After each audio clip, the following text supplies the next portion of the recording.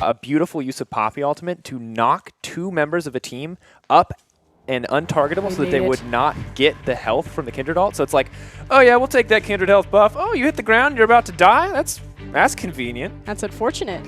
But we made it. We made it into draft phase, thank God. SuperMassive Esports on the blue side, HardRandom on the red. This is the final game in the regular stage matches for here at IWCI.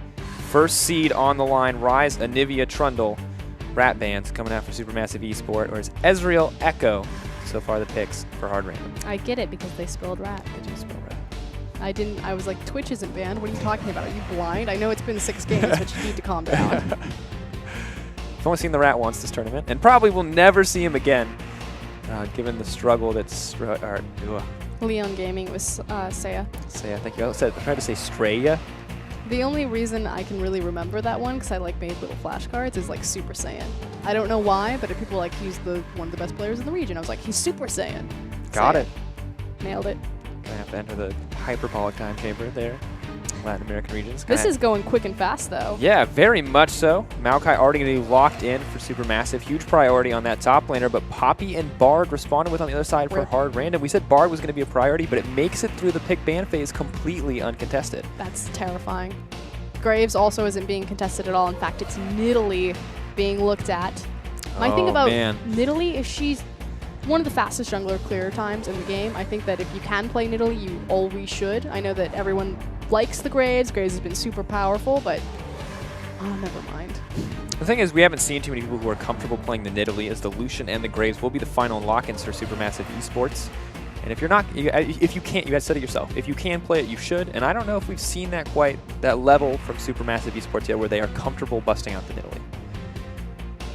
That said, you have, I mean, frankly, just very standard picks from SuperMassive. Obviously, with the Silver Band, they go for the Lucian, so looking for lane dominance. Graves works perfectly with Maokai, setting him up for lane dominance if he's in a 1v1, making the most of that twisted advance into the canister. On the other side, though, HardRandom now looking at their own Nidalee. Definitely an option for them. We'll have to see. Kindred, of course, available as well. Once again, the hallmark of this tournament has been that people have not, outside of Revolta, no one has been very comfortable playing the Nidalee. So it would not surprise me to see the Kindred locked in here. Kindred, Kalista now. Looks like it's going to be Nidalee. Kalista as well. So the Nidalee, a lot of pressure on the PvP Stalos to bust this one out, but he has the power in his hands now with this pick. Okay.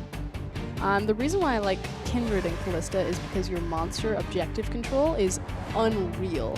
That said, Nidalee has an insanely fast clear time. Like you said, it's really only been Revolta that's been able to perform on this champion so far.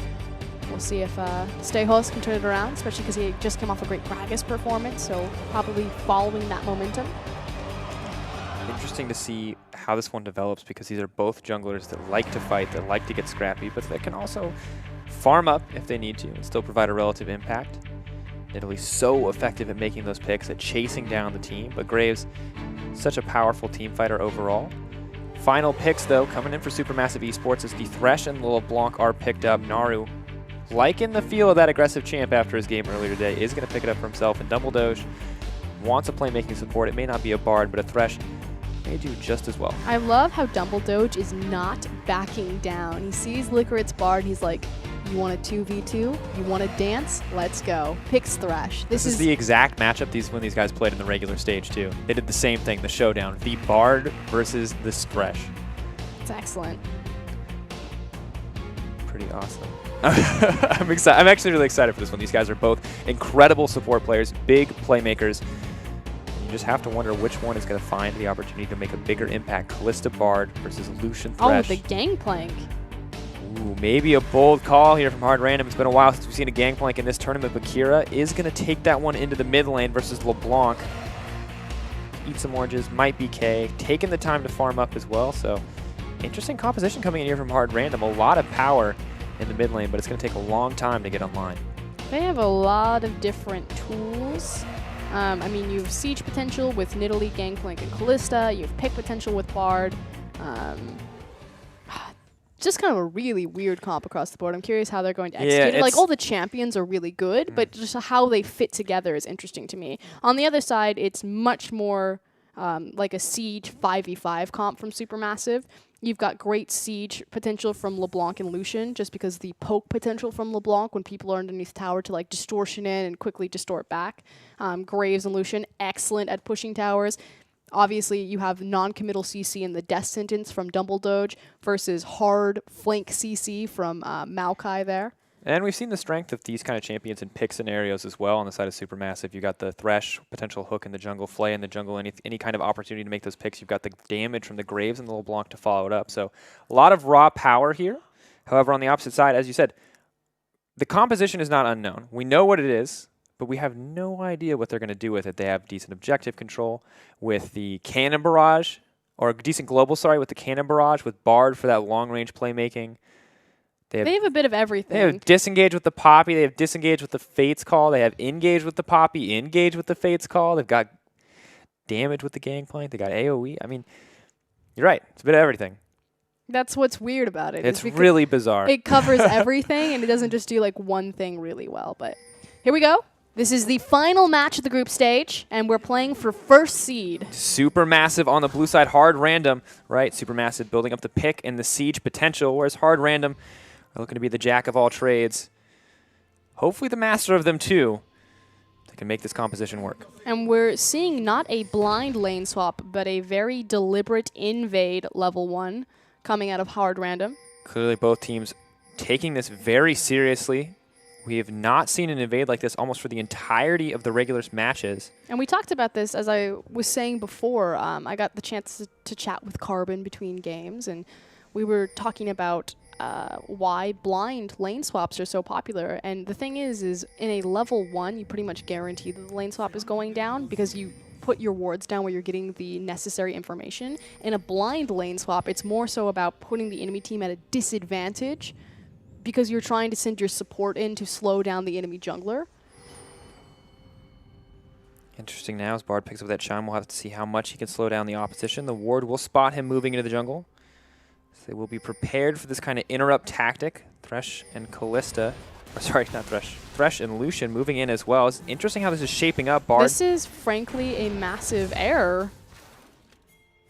See if they're going to do anything about it. So why this is an error from Supermassive as well as from HardRandom is that the junglers are starting on their weak side. Again, we know for a fact the lane swap is going in, and we know for a fact that everyone has information about where everyone's starting because the deep level 1 wards went down in the jungle as opposed to a fan in the river. So you cannot start on your weak side because they'll just invade you. They're not invading to check for information, they're invading because they know exactly where you're starting and they're setting up a trap. So in return, it forces a flash out of Stehos. Yeah, pretty massive misplay there overall. Slows down the jungle timing of Thaldrun and Stomaj as well. It's almost like both the teams had forgotten how to play with a level 1 invade and just started weak side because previously in a blind lane swap you could. Yeah, it's just very bizarre that these teams, but they're adapting to it anyway. Despite falling behind in the early game, they have shifted their attention back over this tower. They are back on track, but an interesting little hiccup there in the early game. Yep, fine now, but this is pretty standard. See who's going to... I mean, what's most important with the lane swap is not necessarily the tower going down, but who's going to be the primary benefactor of the tower, and if the teams will push through or what happens after the tower. Interesting overall. Of course, Lucian, as we talked about time and time again, that double tap passive, making it pretty easy for him to burn through these ones. And low health bars kind of across the board in this lane swap, not always something we see. HardRandom taking a lot in their brief exchanges there. Oh, great bounce here from Supermassive. Whereas on the other side, HardRandom taking a little bit longer. So again, we'll see if Supermassive get any sort of advantage over the small window of time where the towers didn't go down immediately. Likewise, HardRandom not getting near. Those creeps doing not enough damage as I thought. I was going to say not getting near the same sort of bounce, but in the end they get a perfect bounce. Yeah, perfect bounce, exactly what they wanted out of that situation. Stehos, despite glowing that flash early, now doing very well to farm up. Already level 4, double buffs. This is the power of that Nidalee, like we talked about. Quick hop over the wall to make it out to safety. But this is the thing. So Supermassive have the advantage because they... Oh. Dumbledore, this is what we want. There goes the Ignite. Here could come Primera Sangre. It's going to be the blood of the cat. It's going to start the game off. This sounds so basic, but literally the fact that they got the tower earlier on the bottom, I was talking about that small window of time where HardRandom had fallen behind. SuperMassive just executed on it. That tiny 5 to 10 seconds allows the bot lane to get in position faster, to find Stayhost and kill him for first blood, and trade over double buff. Exactly where they want to be, too, especially with the Chu itemizing Cole. It pretty much cancels out any disadvantage you get from buying that item early on and can't be hurting whatsoever at this stage of the game. Is farm even there, but the kill going over to Lucian is a pretty big boon and slows down Nidalee immensely. Great play from Dumbledoge and a Chu. See what they're able to do with this double buff is we now have the gentleman's agreement to continue to pushing these side lanes. That said, it is a two-person push down here as Smurf is running up the lane versus a 3-man push up top. So again, SuperMassive going to have the edge and taking this tower down earlier. We'll have to see if they can make another use of that small window. Of course, double buffs for the Lucian, going to make it even easier to burn through that turret. Steos actually going to start this dragon, hopefully maybe trying to get a little bit of the advantage back that he lost from giving up that first blood. Won't be too relevant now, but of course the advantage will scale as they push further into the game. Once again, Smurf trying to bounce the wave here. He's got his bot lane hovering underneath him. And because there's no response, since HardRandom have decided to commit onto the dragon objective, they will be able to get this wave underneath the tower, possibly some chip damage. HardRandom now pulling the trigger for the recall. Not going to get the tower, though, yet. So they reset the wave, and now they're going to move back down into Rift Herald. Nope. Good option here. Smurf starting to push in as well. Get that tower, get that pressure down. And look again, for Rift Herald. Just these small windows of time where SuperMassive are just getting these tiny little organic advantages. Just actually outplaying the lane swap here and execution. It's earned them about a 1,000 gold lead plus the first blood. I mean, excellent play overall. We'll have to see what they do with this Rift Herald next, as they've been continually outpacing HardRandom. And if you get an advantage here with this Rift Herald, if you outpace someone, it turns into so much more when you have the power of that buff backing you up. Question about where that buff is going to be used. It did go onto the jungler. Typically when junglers do it, it's a bit more flexibility, especially early. You can consolidate that into your own jungle, speed up your farm. Graves is very good at that. Or you can use it to break freezes by going into one of these side lanes. Solid option here. Miracle just farming up. Crit kind of reduced to following him around, at least at this point in the game. 43 farm going over to the Callista. Small lead over Lucian in terms of the numbers there, but the gold still very much in Lucian's favor. Stayhost was setting up for a gank onto the mid lane. Not a ton of kill pressure against the likes of LeBlanc, especially with Gangplank. Yeah, no real CC options there. A lot of damage. You're not going to be able to lock her down long enough to get it. The pink ward not going to get cleared out either, as Naru's starting to get a little bit more cheeky as he gets a few more levels in this lane. Suddenly Dumbledoge, Graves collapsing on the top side. Crit does have the magical journey. They've also pointed out Dumbledoge, so they know that he's here. Oh, here it comes. The stun's actually going to miss. Here comes the TP as well. This could be massive for them. Graves ult, or sorry, ult going down there overall. Gangplank against his flash. Not going to get knocked to the wall, but Seos is going to grab that kill. Good fight so far from HardRandom. Continuing to move forward, but it's going to be the one-for-one trade as they start to push forward. Is anyone else going to drop? Yes! Dumbledoge is dropping as well. The Nidalee execution power is just too much for them, and a great little skirmish coming out from HardRandom. Again, HardRandom make the similar mistake that INTZ made against them, and that they don't gank the teleport. And by not ganking the teleport, they're simply just outmaneuvered globally on the map. The thing is Kira's TP wasn't used, but the global cannon barrage was. And so effectively, your GP gets to be there, but your LeBlanc is not. Yeah, and it makes a massive difference in that exchange, and especially in these fights that start to go on longer. That execution damage from Nidalee is just so potent. And now, you know, got behind in the early game, right? Dies. Definitely not what you want to see. Has to blow flash early on, but suddenly we're back in the game. It's 2-1-1, 41 CS to 23. The Nidalee is getting bigger by the moment. Teams just keep ganking the duo lane when TP is up, and then getting punished. Good job on HardRandom, though. Yeah, great opportunity to turn it around there as the gold is now in their favor. Relatively evened out, essentially. Crit feeling pretty confident here as they move in the bottom side. They're pinging out onto the Lucian. Magical journey up and available. They're not going to take this. I think they've learned from their earlier mistakes. Thresh moving down to make sure the Lucian will stay safe. Rest of the map relatively balanced overall. We start to push forward here. We'll have to see if there's going to be any result there on the bottom side of the map. When we get a sec to look back into the game. In the meantime, Lucian just going to make it safely. Lantern going to be used to save him from there, and Nidalee not going to take the time to pressure out. Instead, takes her advantage, moves to the mid lane, clears out that pink ward that she spotted earlier but was unable to deal with. Checking quickly in on itemization, the primary benefactor of all of those kills did go in the hands of Stayhost, like you were talking about, that Nidalee having the Tracker's Knife as well as the Runic Echoes. Other benefactor was Kira, sitting with 100% kill participation right now, 3 assists off of that massive cannon barrage. It's exactly where you want to be. Sheen already coming out, making it that much easier to trade, and it's going to take a long time for him to get running, but it's going to make it that much easier. Miracle. You don't have to take the magical journey. He wanted it. Yeah. It's not so magical when there's a barrage of bullets following you through, but a lot of damage going down there. Miracle on the backside. Potentially looking for a play. Good play. Moving forward. Double Doge taking so much damage. Cannon barrage coming in as well. Stayhost backing off. Their TP being used to back them up. It's going to get canceled out. Dumble Doge played that so well mechanically, making sure that when Lucian took the Lantern, that he actually stepped forward so he wouldn't be right next to his AD carry and give Bard a free Cosmic Binding, and then continue to outplay that with the Flay on the Nidalee pounce, and then into a beautiful flash. Excellent maneuvers overall. Naru and Kira continuing to fight each other, both looking for the kill opportunity as Steos and Stomaj are in a similar boat. So much blood going down in this game. Is that... Sometimes I forget it's a LeBlanc. Thought that spear was going to hit. Thought that would be the end of Naru, but he just wiggles his way on out of that one. I prefer hops. I like the wiggle. I know it's a hop. Kind of a leap more than anything. It's pretty long range. Nidalee hops. That's my in-depth analysis on the distance of jumps and the appropriate terminology for you. It was nice, but we do have resources moving because Naru has been shipped down so low health. Well, I was going to say we did have HardRandom kind of moving together into this mid lane, but it looks like Liquorit is actually going to join his AD carry. Yep. Opting to back off here, get a few more stacks on that Sightstone. Upgrade to that Frost Fang. No major items coming out for the supports yet.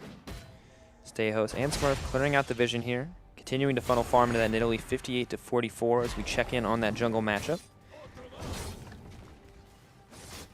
Big thing is itemization right now. Lucian just sitting on the BF sword, while as Miracle has the completed Hurricane. So Kalista is actually fairly relevant in a 5v5 right now in terms of her AoE damage. Looking for that Blade of the Rune King next, surely. Yep. A little bit behind in the farm, of course, in addition to Lucian having Cole, so not quite where she wants to be, but still approaching that 2-item power spike that we always love to talk about, the Blade of the Rune King. Runeance, just so potent and powerful in team fights. Has to be careful, though. Moving forward, trying to pick fights at that point. We've already seen so many teams throw away advantages on poor fights as Achu and Stomaj move onto the bottom side of the map. Dragon is live. They do have the option to take this one or try to start this one up if they want. I don't think they want it, simply because Gangplank. Oh. Good flash. Ooh. Good flash from Achu, but they do in the end get the flash for themselves, so pretty solid advantage over there. Hard. Taunting in the face of the opposition. That's 2 ultimates, Fate's Call as well as the Tempered Fate, right before a dragon fight. And yes, you did trade it for Lucian Flash, which is always going to be a big deal, but he's fairly self-sufficient with his Relentless Pursuit anyway. But I actually think that this is a bit of a missed opportunity for Supermassive to not pull the trigger on the dragon, simply because, again, 2 big ultimates are down. Yeah, of course, really a smaller, much smaller window to punish on the side of Supermassive, but there is a punish option open for them if they look for this fight. They're turning their attention there. Still a lot of time left on those cooldowns for the Bard and the Kalista. Now moving into mid lane instead, I guess using this opportunity to try to push in. This is the siege pressure we talked about, the fear of LeBlanc diving. Gangplank pretty comfortable to neutralize that with the Cannon Barrage. It's fine as long as they're willing to push some sort of objective, knowing that they can look for a 5v5 right now. Again, I would have preferred it be the dragon, but still trying to fight against a dragon against a GP is a little bit risky. Yeah, you don't really want to put yourself in a box that is the exact size of the Gangplank ultimate. I feel like that's a little bit too easy of an indicator for him. It's an opportunity to fight there. Sidestep on the chains. Shooting bullets. Not going to hurt the witch in the mid lane. Meanwhile, top lane. Oh, not quite going to get it, but Smurf is moving in, and the Nidalee has enough damage to try to execute out here. Thaldron flashing over the wall. Quick knock up, and then knocked out as Steos will grab yet another kill, but Supermassive are quick on the response. Yep, knowing that the enemy jungler is top, they're going to quickly trade his life for the dragon and get back in position to make sure that no damage can go onto their tower. So did get a response, but obviously you'd rather your tree not die. Yeah, not so good. Of course, really, we just have to praise Steos. I was really questioning whether or not he'd be able to keep up on the Nidalee, as it's a pick that's been very risky for a lot of teams, but he's doing so well despite falling behind early. 3-1-1, working towards that Rod of Ages. And that fast clear speed coming in handy, 80 to 58 in the CS department. The biggest thing right now is that Stehos is the highest level on the map. As a jungler, that's absolutely absurd. He's level 11 and his mid laners are level 10. That's so strong. Max level spear, max level takedown at this stage of the game. Graves just now hitting level 9. Only now getting the max rank Q for himself, and just, I don't think they could. A more powerful smite. Yeah. They have everything at their disposal with that Nidalee advantage. We'll have to see what they transition it into. And the Rod of Ages is now finished 15 minutes in. That is an excellent timing. Yep, pretty standard, which means that it'll be fully online around 25 minutes. A Chew getting pretty cute. Nice little dodge there. A little bit late reaction time on Liquid, but nothing really at stake, so it's not going to matter too much in the mid lane.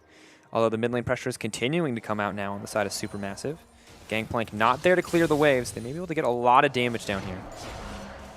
LeBlanc's not there. Excuse me. Like you said, Gangplank. Oh, Damage going to get caught up. Here comes the spear. Does he have the timing right? No. Small mistake. Binding still going to land, though, as they move forward. Dumbledore's trying to make his way through the cannon barrage there as Lacrit starts to move forward. He's not too tanky, but he is going to block up the culling. Little Sprinkler thrown out to deny some vision, and Supermassive are just going to back off. Naru coming for the flank, however. He's standing on a pink ward, so they do not see him. Moving in. Not going to have an opportunity. Not low enough health bars for him to feel comfortable. Really barely dodging out of the hook range. Supermassive just going to have to back off, but you can see how hungry for blood BBB is. Good job from HardRandom to stall out long enough to get Kira back in position, however. So now that the GP is in front of the tower, it means that Supermassive can no longer siege into that freely, which is why immediately they eject their members out into the side lanes. So now it's about, can Naru have kill pressure on Kira? I guess we're about to find out. As Naru has a set of sights there. Blue Trinket coming out to spot him. Kira not taking any risks, and then Nidalee coming down to make sure that at worst it would be the 1-for-1 trade, but Stehos has gotten up behind him. He went over the dragon wall. Naru has both of his distortions and his flash available, but if he tanks that Nidalee spear, it can make a massive difference here.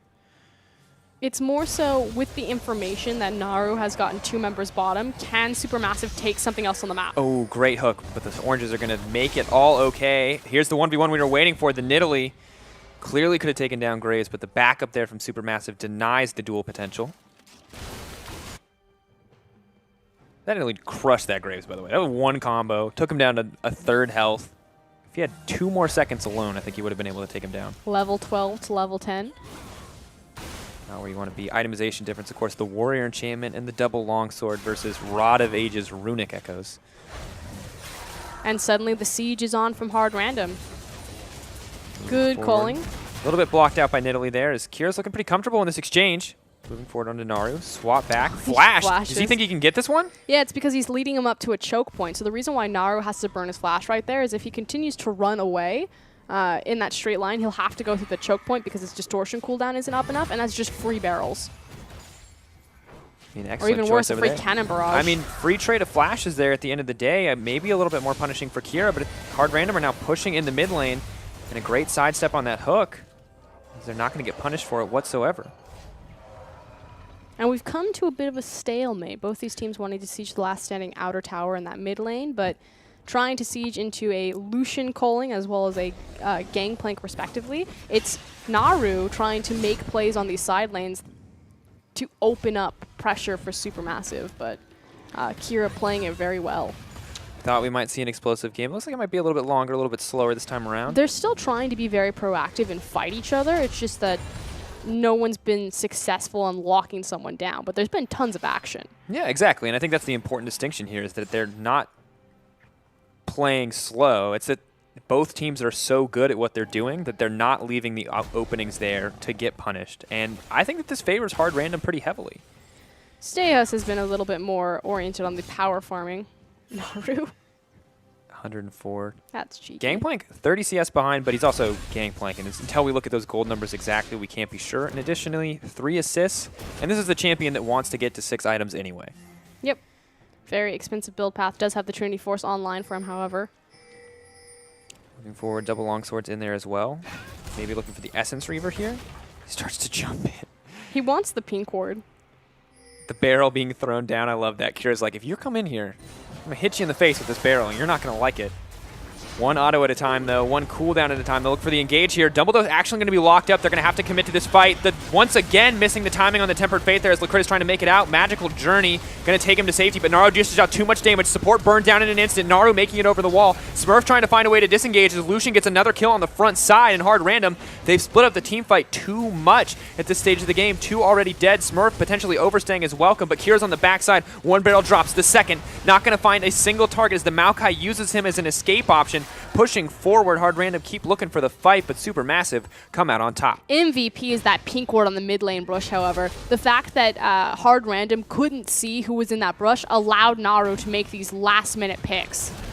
Very, very good performance overall. Bard, Magical Journey comes out. LeBlanc immediately goes over the wall and just absolutely destroys him.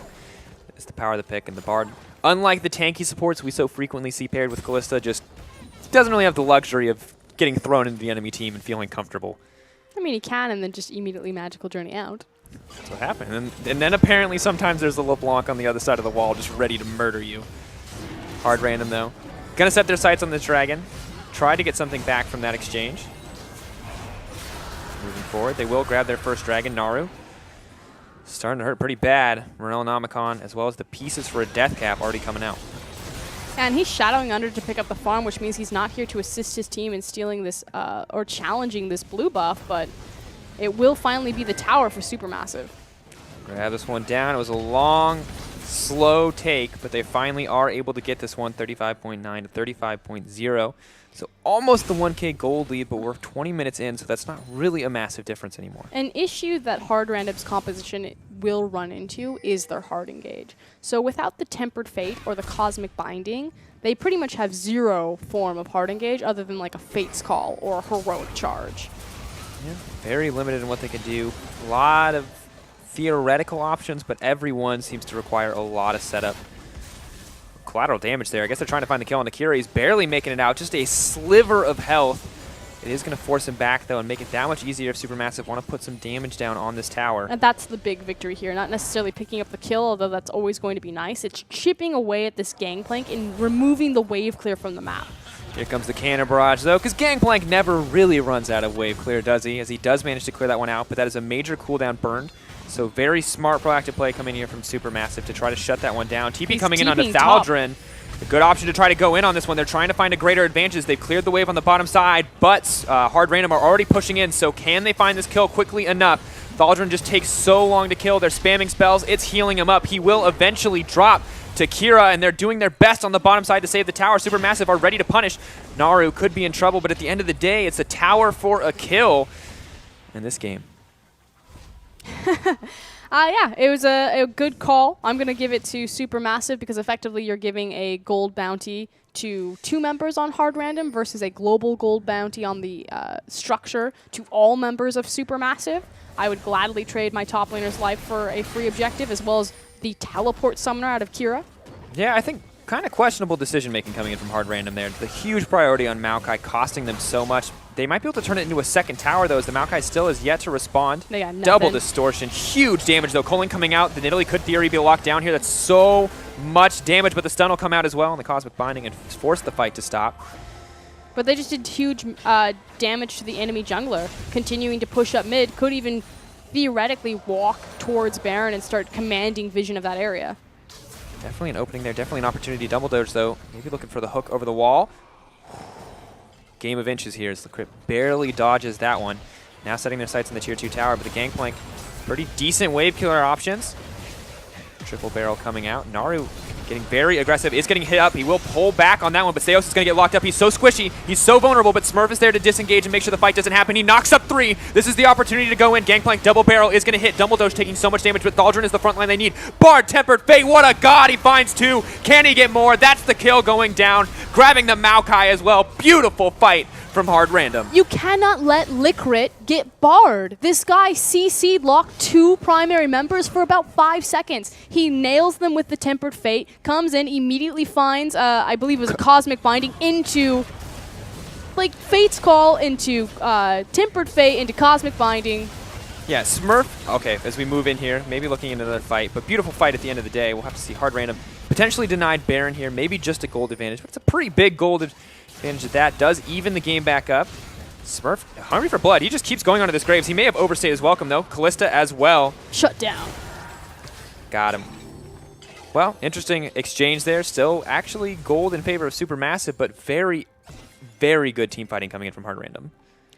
This is where they like to thrive. Again, Licrit really leading the charge. Likewise, the online Gangplank, if he hits those massive barrels, if he finds the Cannon Barrage, is going to assist there. But Licrit, this guy. It's so great. Poppy comes in, hits up 3 members with the hammer. The other 2 members immediately after Fate's that call in, get Tempered Fated. into the Tempered Fate, into a Cosmic Binding. Yeah, it's just incredibly oppressive team fighting. And we said that this team was kind of the jack of all trades, master of none. If you group up like that, if you let Bard and Poppy get those kind of engages, master of everything. They'll just shut you down. It's a very eclectic team comp. You got like some poke, you got some siege, you got some hard engage, pick. Listen, I got a strat here. We're going to throw you in, you're going to knock him up, I'm going to knock him up, we're going to make him gold, and then everyone's going to die. And I'm going to throw spears. I'm going to throw spears. I'm going to shoot a barrel. The Gangplank strategies. He now moves his sights onto Thaldrun. Does an absurd amount of damage, actually. Thaldrun really can't duel this out, but it's going to take so long to secure this kill. And suddenly, a Chu is there. No! Kira overstaying his welcome. The Colon giving him everything he needed to close that out. Okay, Thaldrun, I don't get to talk about you, but that was awesome. Not only did you kill at least 1 barrel that we saw while the camera switched over to Lucian to make sure that he couldn't get a barrel proc on you, but you used your Twisted Advance to dodge the 2nd barrel, as well as lock up for your incoming AD carry. Well played, sir. Very good. Always, curious to see which one of the top laners is going to come in for Supermassive, whether it's Fabulous or Thaldrun. But Thaldrun, honestly, playing fabulously as well, so don't even really have to decide. He killed the barrel, and then he dodged another one. That's such a huge... That's the thing I love about new Gangplank, right? Is that if you're really good dueling a Gangplank, that man's never hitting a barrel. It's great. Oh, moving in, Steos, taking some damage. Naru hungry for blood here. They realize, oh, deep teleport. Moving in, look for the TP on the backside. There's the hook. They're getting landed up. The box goes down as well. Cannon Barrage comes down. Achu exhausted and not looking comfortable whatsoever. Thaldrun is so tanky, but suddenly he's the only member on the front line. Gray's looking for an opportunity. This is the most split up fight we've seen all game. Suddenly Smurf is alone. It's the 1v3, and he's going to start to get burned down. He will drop, but as will Dumbledoge. Stamaj looking to get aggressive here. Kira running away with as much movement speed as he can manage. Good, just push mid. Just push mid. Okay. Dumbledoge, mad props. I just completed our complimented Thaldrun. Now it's your turn. 4 members tried to exit out of a magical journey, hits Flay on multiple members, lays down the box, and delays HardRandom from exiting that team fight. The reason why Supermassive didn't immediately collapse on them is because they were waiting for the Cannon Barrage to end, so they just stood on the outskirts. This gives Supermassive the numbers advantage as well as the inner track onto this mid-tier tower. Oh, huge opportunities here, though. Is going to dodge out. Tempered Fate there. Massive thing to dodge there on the side for a Chu. But good exchange overall. Half that turret's health down. One more mistake from HardRandom could finally break the inhibitor line. It's right now Supermassive just ripping HardRandom around the map, and HardRandom struggling to keep up and to continue to be very reactionary and very skirmish-based. Yeah, I mean, it's going to be tough for them. They burned so much in that last fight. And despite all their best efforts, they're now 2K gold behind. Dragon on the table. It will be the 3rd for HardRandom as the Colon comes out just to lay a little bit of poke down to Smurf. An 1/8 of his health taken out there. Nothing significant quite yet. The Cannon Barrage is just about to come out there for Kira. Maybe looking for a flank. Naru hiding in the back line. That's why Supermassive do not want to fight this Dragon. There's no reason to stack up in such a small area against the barrels, against the Cannon Barrage. Instead, get the superior position on top and mid lane with your creep waves. Looking to posture that way. A massive creep wave on top side, as you said. So giving up a lot here to try to contest this Dragon, but HardRandom just want to fight. Here looking forward. Tempered Fate goes down, saving the Poppy that we're not currently watching because the Dragon has dropped in their favor. Smurf gets the knock into the wall. Dumbledore's burned down immediately. This is a great fight for HardRandom. Whatever they gave up on the top side for CC, they have made back with that kill and that Dragon. It looked so clever from SuperMassive, but they just don't quite execute to the fullest extent. If they had just gone mid, just sacrifice the Dragon, go for the inhib tower. Oh, Spear coming out. Naru going to sidestep. They're not going to catch that LeBlanc, but they get everything that they wanted. And you're right, just excellent execution coming in from HardRandom. And fear of pulling the trigger has been an issue for so many teams in IWCI, but looks like Gangplank and the rest of the HardRandom not having that problem. The barrel. Got him, got him, got him. Good flash out of Kira, takes himself to safety. But that LeBlanc damage is just getting scarier and scarier. Kira may need some resistances sooner. That's why he opted into the Merc Treads as the Gangplank, despite the fact that he has the Citrus Fruit, so it's just about the MR against the LeBlanc. Watching this game now, of course. Wondering what the next move is for both these teams. Vision getting laid down on both sides. Baron potentially contested. What the objective might be Nidalee. Hook is going to miss, however. Naru hungry for blood as they start to push forward. Crit's suddenly in trouble. Steos getting pulled out. Bates call going down as well. That's the Nidalee drop. This could be a massive moment. They're not able to turn it around. Great flash coming in from the Lucian. Double lock up there. And here comes the tree. Clean kill pick up. TP on the back side. Is he going to go through with it? It looks like he is. Poppy, potentially questionable. Tempered Fate not hitting anyone as they move forward. Disengage on the Maokai. HardRandom burning so many cooldowns for nothing, and still a one-member advantage in the favor of SuperMassive. Continue to push up mid lane. You have a creep wave. It's a little bit deep behind you, but... You had a single low health cannon creep, and the flash comes out as well. A miracle. Not going to get hit the chain. Zoned away from this tower for a brief moment, and that may be all it takes. They're not afraid to tank this one. It gets so much bonus resistances. Oh no, Naru overstayed the welcome. Great knock into the wall there. Smurf punishes the mid laner, just a small overextension, and everything starts to turn. Just some miscommunication, the fact that they split their damage. If they had all just decided to commit to the tower, it would have gone down, but splitting focus. Are we zoning them off the tower? Am I hitting this guy? Am I hitting tower? What's going on? Where am I? HardRandom have already shown us that they can pull the trigger, and if they can do it again here and secure this Baron, it'll be a massive advantage for them as Kira TPs into this one. 4 members descend upon it. Nidalee finally respawns and is there as well. SuperMassive have to contest this one. Graves already burned Smite on the blue buff, however. Could be a huge mistake as they start to move forward. They're looking for that great play from Double Doge. Is a miracle going to get burned down in an instant? The Graves just does too much. Smurf suddenly in the back line, but he's not even worried about the Lucian. Does finally get the knock into the wall. As they bring it into this one, Steos will not go down, but he finally drops in the end. Looking for the disengage, hitting one. It's the Graves all alone in the backside. Does he have the damage to flash away? Lifeline going to pop. He's got the lifesteal. Can he get the Poppy or the Bard as well? No. Bard gets the shutdown. What an absolute bloodbath. Keep moving forward. Dumbledoge will not die. He's stalling for Naru. Looking for an opportunity. Naru is on the way. Magical Journey going to take them to safety. Kira relatively healthy.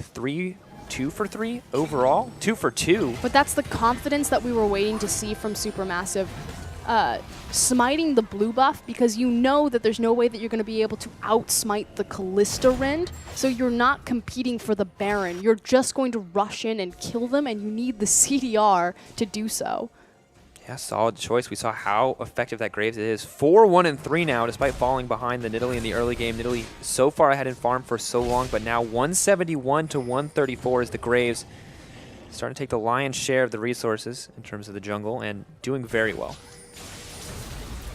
Reset though, Achu very quickly trying to set up a slow push on the bottom side. It does give a window of opportunity for HardRandom to walk into this Baron pit and lay down vision, should they choose so. Temper Fate going down, snap back, pull back from the Lantern. Distortion. That was excellent, by the way, just everything about that. Hop forward, hop back, Lantern back, we're good. Nice ult, friend. Decent damage coming in from LeBlanc, but the combo's not going to complete, so. And it gives time, again, for Achu to set up the slow push on the bottom side of the map. So HardRandom. Oh, have to be careful. Dumbledoge potentially caught out. Dumbledoge is going to drop. Thresh down. Once again, Baron under siege as HardRandom may start to turn their attention elsewhere. Oh, moving forward. It's just the support, so they can't pull the trigger on the Baron. Not the worst thing to lose. The wave still building up in the bottom. Will still be them pushing in. 3K gold advantage for SuperMassive, but getting picked off. The tempo is in favor of HardRandom. Chu forced to dash out there. Coling being burned, blocked out by Poppy, trying to get this wave here. Naru on the flank.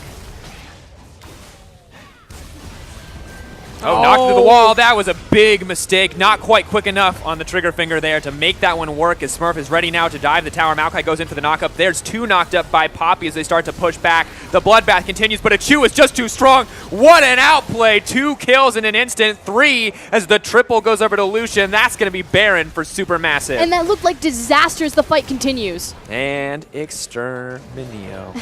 An ace coming out of Supermassive very late in the game. They have their pick of any objective that they want on the map, and they're ramming it up mid lane.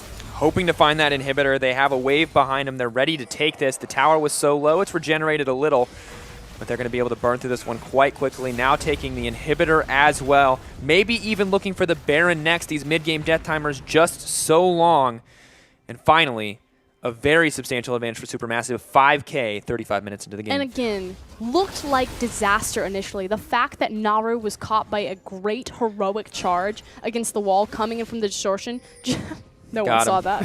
It's okay, buddy. Round just 2. Wait, we got him. You can just pretend you made it. The lantern. It helps. Oh. Right. Potentially hoping to shut this down.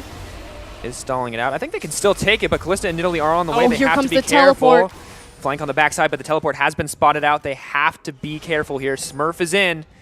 Home guard is denied by the LeBlanc, however. Is going to deny the Baron, but still the gold lead remains in favor of Supermassive. Going to compliment Supermassive, though, by deciding that the objective they were going to take after the team fight would be the inhibitor.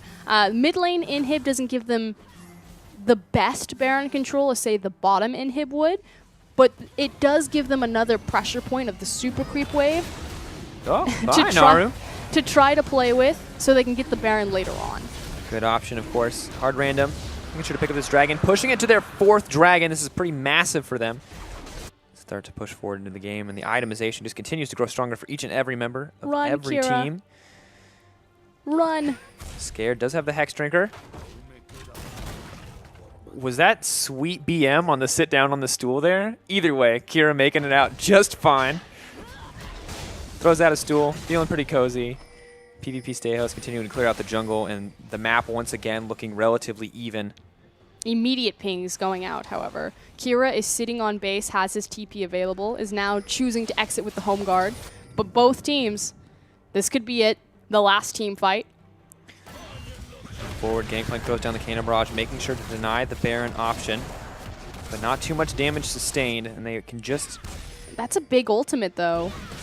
Very crucial for these coming team fights as Nara starts to feel pretty confident, throwing down the second chain, looking Smurf for the caught. disengage. Great hook coming in. Can they blow up Smurf? Excellent Mikhail's Crucible to save the day on that one.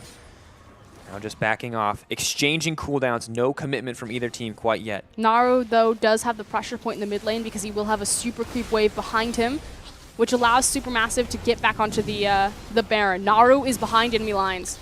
Steos is alive and healthy. He can look for the steal. The Baron is slowly burning down. Looking for the barrel in. There goes the Tempered Fate. Now hoping to find the engage. Coling coming out, dishing out a lot of damage. Smack into the wall. There's a Chu in trouble. He is zoned out of the team fight. Kira suddenly so low. The Graves takes out the Gangplank. Jungler taking down the mid laner. Naru hungry for blood. He's going to grab another one. What a phenomenal play. Exhaust not enough. Smite it or stopped by his own clone though, but it's not going to be enough as Bard finds the kill. And Supermassive clean up the team fight. One more ace to close out the game. Beautifully executed there. Frankly, HardRandom just mismanaging their cooldowns on specific targets. The fact that the Tempered Fate was used on the Baron as opposed to trying to lock people into the pit and allow his team a superior position might have cost them the game. So risky. Heal comes out to close this one out, making sure they can burn down these towers. There's no more time. And Supermassive, without a doubt, secure the top seed and will move on to face Saigon Jokers this Friday. What an insane game, and what a masterful performance from Supermassive. What a masterful performance from either team. Want to really give props to Naru and Dumbledoge in particular stepping up, although it was a team effort across every roster. Of course, Dumbledoge, I mean, doing well, getting aggressive with those hooks. Naru finding these opportunities. Oh, he did so much work in very key team fights. Yes, he got picked out a few times, but in particular, that flay into the death or the box to stall out the Bard magical journey was brilliant. His team got so much off of that. And really, Graves as well. We saw the Nidalee get so far ahead in the early game, and I was quick to praise Stejos. And Stejos did play very well overall, but at the end of the day, Graves in those team fights, dishing out so much damage, closing out so many kills, and doing so... I'm just stunned at how well they were able to team fight and how confident they were in picking their targets on the side of SuperMassive. No, yeah, I completely agree. They went head-to-head with HardRandom, who looked like they got the edge in a couple of those team fights. It looked like another scenario, like, okay, someone's going to have to outsmart the team because you simply can't outfight them. But Naru, Dumbledoge, Graves in the end, I'm totally spacing their jungler's name, but they came up spades. Of course, looking forward, we now have the bracket stage ahead of us. We'll be starting it tomorrow, and you can see semifinal number 1 is going to be INTZ versus HardRandom here. Intense matchup, the first best of 5 that these guys have played against each other, and something that we can definitely look forward to. HardRandom falling a little bit flat here, but did absolutely dominate INTZ just 1 match ago. Not dominate. It was an insanely close game. Yeah, you're right. Insanely close. Well... It came down to a base race.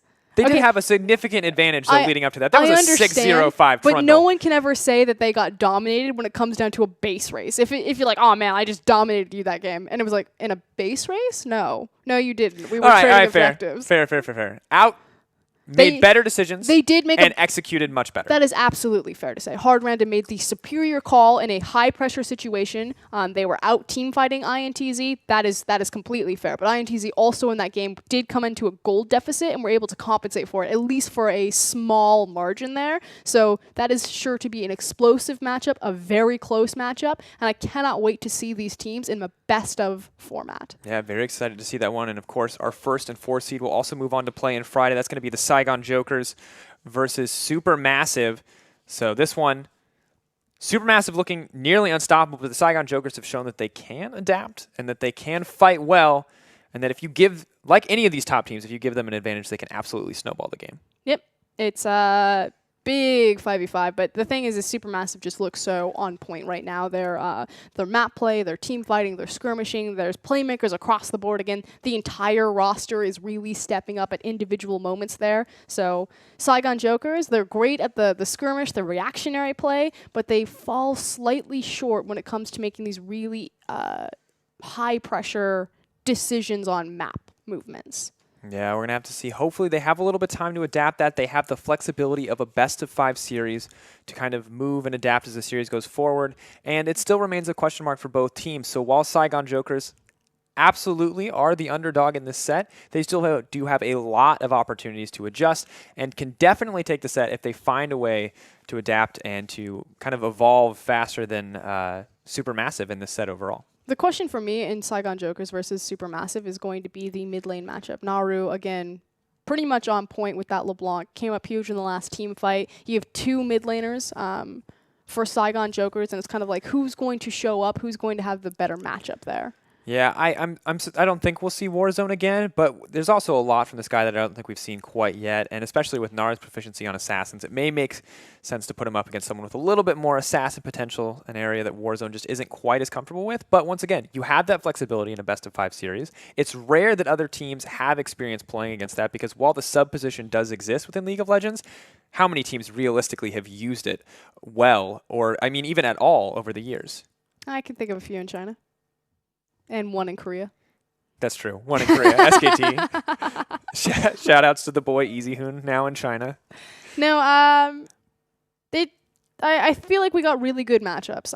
Obviously, most people are going to be looking towards INTZ versus HardRandom just because it's been so close that it can go either way. I'm not going to count the Saigon Jokers out quite yet. They have a ton of experience, again, coming from the GPL and being in so close geographically to the LMS regions and getting partners there. Likewise, SuperMassive on the Turkish server, having such close geographic proximity to the EU West server and also getting to scrim. I know the Turkish teams scrim like EU LCS teams, so that to me is also very interesting. Is how have the what's what I'm looking for? Big Brother regions next to them definitely influenced their play. The high skilled practice opponent, potentially that kind of Big Brother example. But of course, from myself, from everyone at the broadcast, thank you so much for watching the final day of the regular stage here at the IWCI. Of course, tomorrow we will be back it will be HardRandom versus INTZ Esports for a best of 5, decide who will face or who will make it to the final.